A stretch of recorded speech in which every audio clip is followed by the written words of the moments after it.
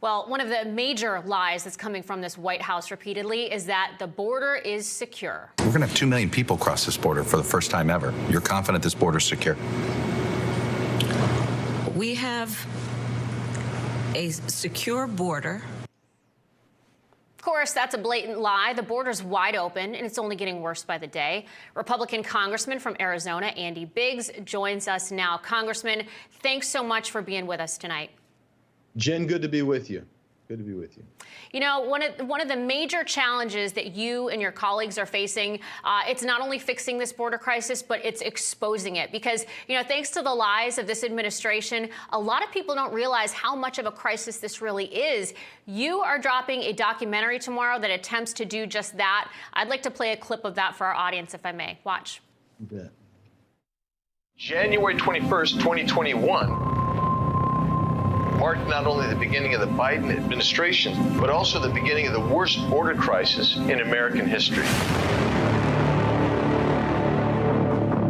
What I would do as president, I would in fact make sure that we immediately surge to the border.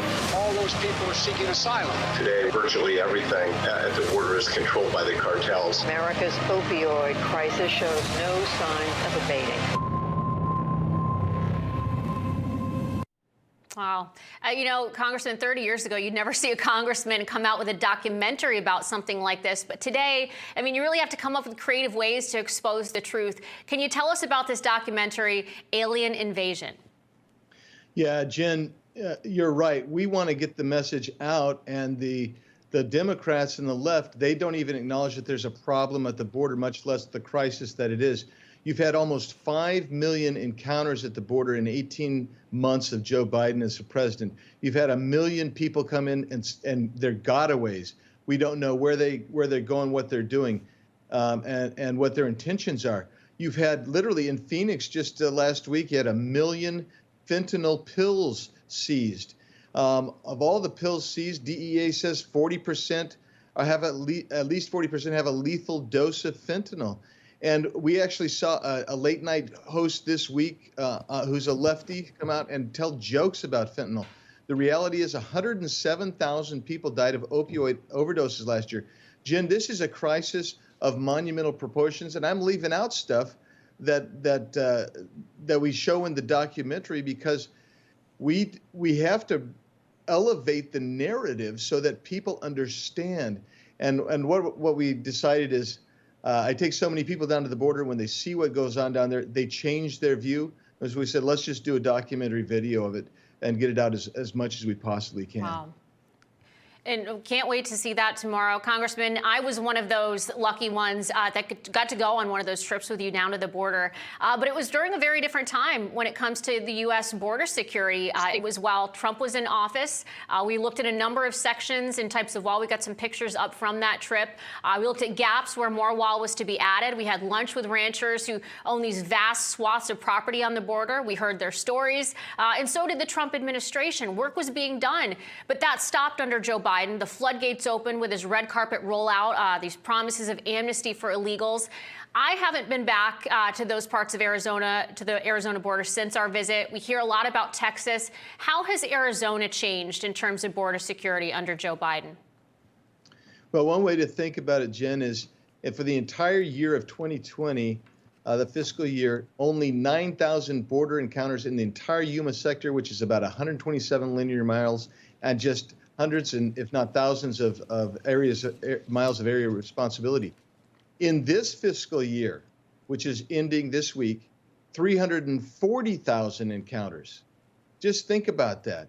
And that's what's going on down there. And then you throw in the cost of care. Yuma Regional Hospital is having to eat $20 million in the first 6 months of this year alone of uncompensated care.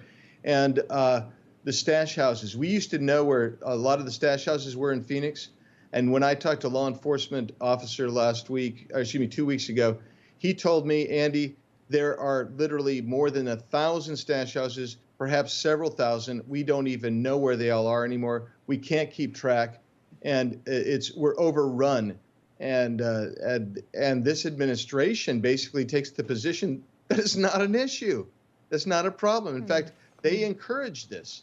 and that's why it's such a huge problem. Well, Congressman, Democrats, they love to talk about humanitarian issues, but they refuse to obviously acknowledge the one on our border. You see the migrant deaths hitting a record high, in large part due to the drownings as these illegals attempt to swim across the Rio Grande.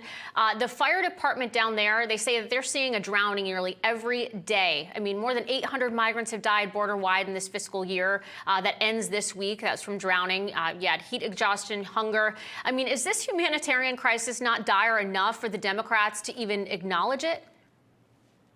Yeah, it's mind-boggling because if you go down to Eagle Pass or along the Rio Grande, they're going to tell you that the number's actually 3, 4, 5 times as high as the actual reported number, because sometimes Mexican officials remove the individuals, and other times they simply can't find them to verify.